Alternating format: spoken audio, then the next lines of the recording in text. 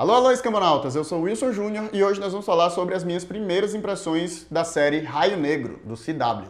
Como eu falei, é uma série do CW Channel, né? Canal que exibe Arrow, Flash, Supergirl, essas séries do universo DC. Aparentemente tem feito muito sucesso, né? No canal da Warner e tal.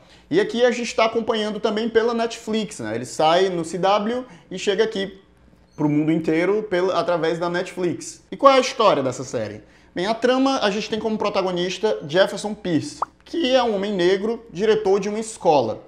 Na verdade, há muito tempo atrás, ele foi um vigilante, né, um herói, um super-herói, chamado Raio Negro, e ele combatia o crime usando lá os poderes elétricos, como diz no nome dele. Se bem que no universo super-heróis essa coisa do nome muitas vezes pode não ter muito a ver, até porque a gente tem um Raio Negro na Marvel, que o poder dele é falar e destruir as coisas com a fala. Então, essa coisa dos nomes não se sustenta.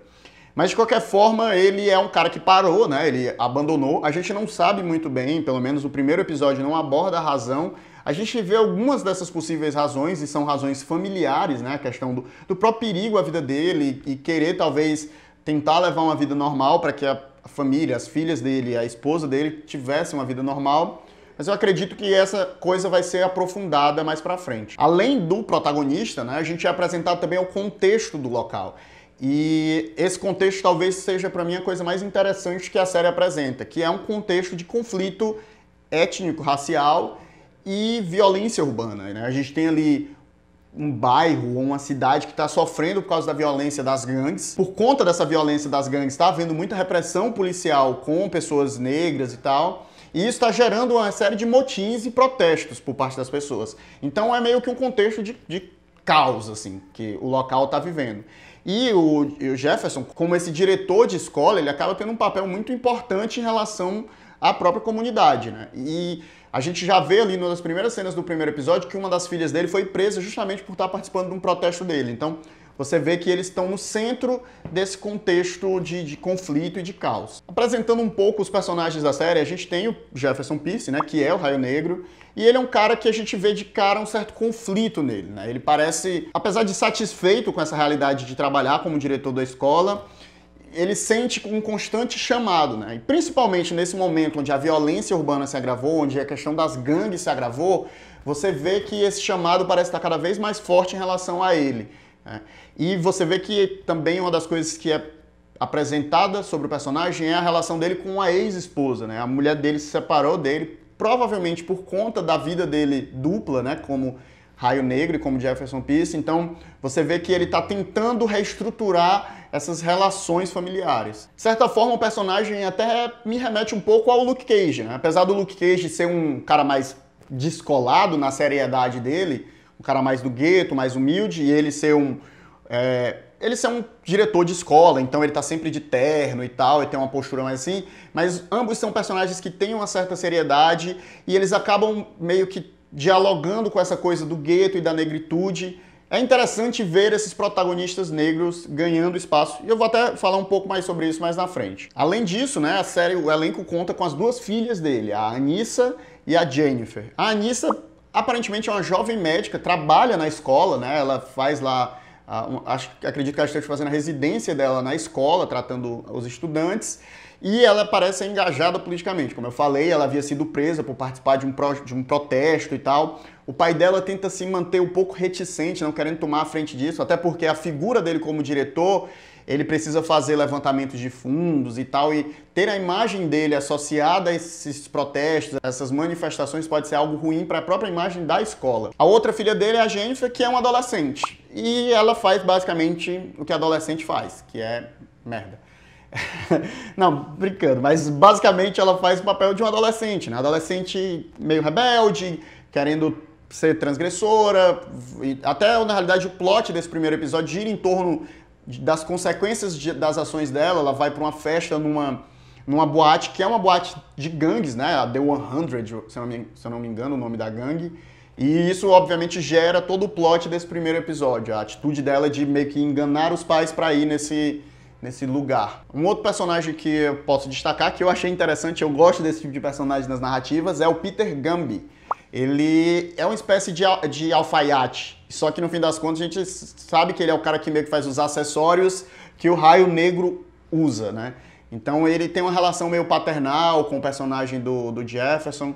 É um personagem que apareceu pouco nesse primeiro episódio, mas já me chamou a atenção, um personagem interessante. A minha opinião sobre essa série, sobre o primeiro episódio dela, ela é meio dual. Eu já assisti Arrow, alguns episódios da primeira temporada, eu fui até um pouco além, assim, acho que eu assisti uns 18 episódios da primeira temporada. Flash eu assisti 1 ou 2 episódios e eu confesso que não é pra mim, pelo menos não pra mim atualmente.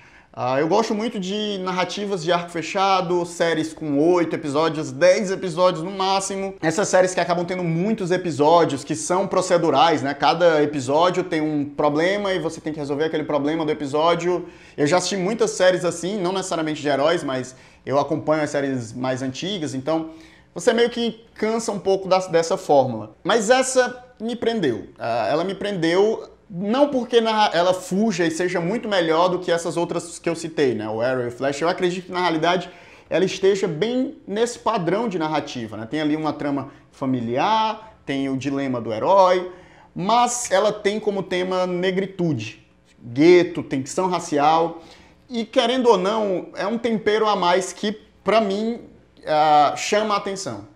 Então eu decidi dar uma chance a ela, vou assistir os outros episódios e quando terminar a temporada, ou se eu decidir que, por mais que tenha esse contexto, não é suficiente para manter a minha atenção na série e abandoná-la, eu volto para falar um pouco mais sobre as minhas conclusões em relação à série. Eu confesso que eu desconheci o personagem, salvo porque eu acho que eu vi ele no Injustice jogando algum dia o Injustice, que é o jogo de luta, né, de personagens da DC, que tem para as plataformas aí de videogame.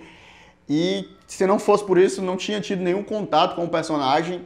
Mas eu acho legal que esses personagens, que são personagens negros, né, que a gente sabe que são um ou outros personagens, têm ganhado protagonismo. A gente teve primeiro o Luke Cage, que é uma série que eu gostei, a série da Netflix Luke Cage, principalmente o primeiro ato dela. Eu não gosto do terceiro ato dela, a segunda metade da série. Eu acho que ela cai muito de qualidade. Eu gosto muito da primeira metade. A gente vai ter o Pantera Negra no mês de fevereiro e mais agora o primeiro filme de super-herói com protagonismo negro, né? Tem uns filmes mais obscuros antigos, a gente tem aquele Steel, que é um filme que passava no SBT, que é com Shaquille O'Neal, que ele faz um Iron Man genérico. E, se eu não me engano, é um personagem da DC também, nos quadrinhos. Acho que a galera até na época ficou bem revoltada e tal. A gente teve o Spawn, que é um filme também meio mais ou menos. Na época eu lembro de ter gostado, não sei se hoje em dia se sustenta esse gostar. Também é um herói e o protagonista é negro.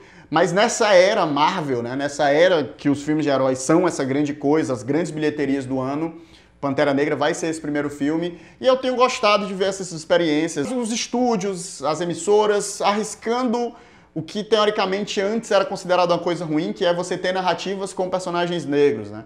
A gente sabe que tinha todo um movimento de Hollywood que dizia que se você coloca um negro como protagonista, o filme vira um filme negro. Se você coloca qualquer outro estrangeiro, é um filme daquele núcleo de estrangeiro, né? Se tem um indiano como protagonista, é um filme indiano, uma série indiana.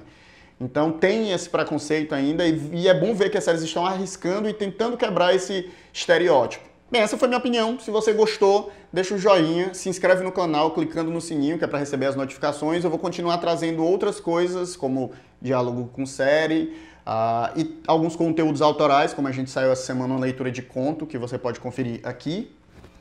E até a próxima. Tchau!